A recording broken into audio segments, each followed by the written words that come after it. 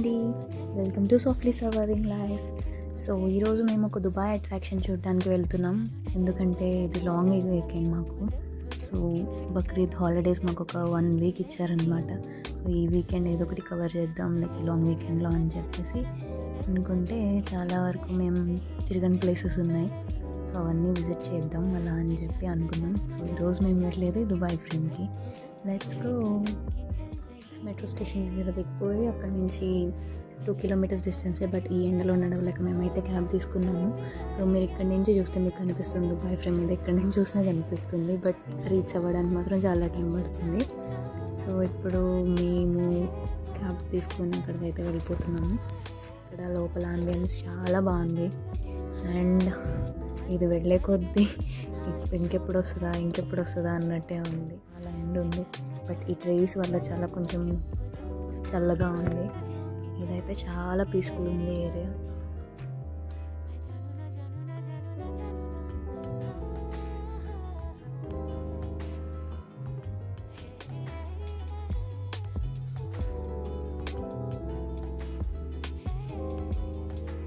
And ఇందాక globes అన్నాను కదా, అవి మళ్ళీ కనిపించాయి ఇటు ఫ్రంట్కి వచ్చాక. సో అవి కొంచెం ప్లానెట్స్లో ఉన్నాయి.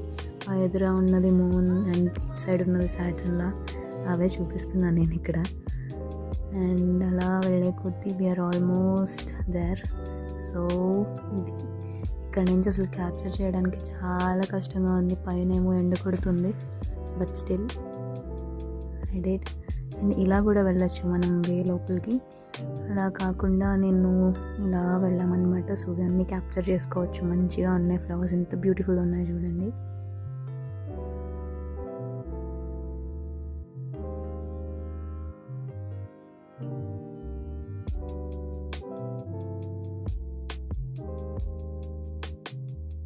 ఇప్పుడు మనల్ని పై దాకా తీసుకెళ్తారు అనమాట. లోపలికి వెళ్ళాక అక్కడ గ్లాస్ బ్రిడ్జ్ కూడా ఉంటుందంట.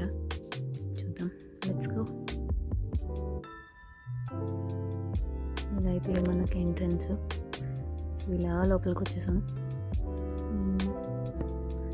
లోపల అంబియన్స్ కూడా చాలా అంటే చాలా బాగుంది చూడండి.